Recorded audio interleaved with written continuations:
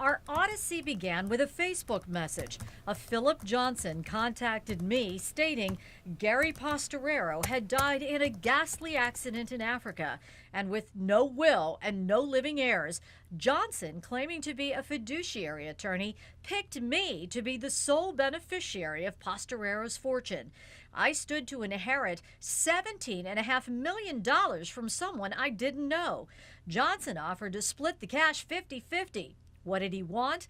My personal information and $4,800 to, quote, procure the inheritance release documents from the bank. You have to pay to receive your money.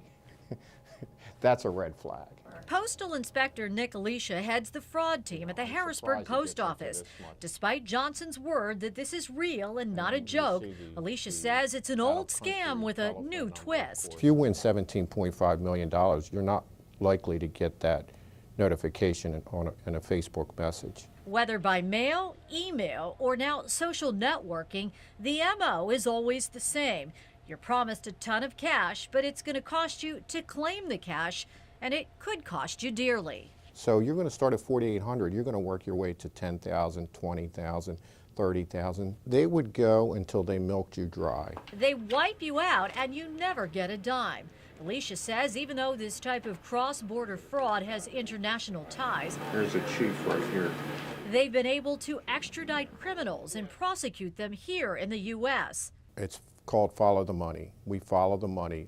Normally in this type of situation you would either be wiring money out or sending it through a money service provider, and we look at the other end and we see where it's going.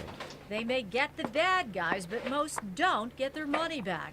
Alicia's advice? If it's too good to be true, it is. Really? I'm not going to inherit $17 million? No, not today and not never.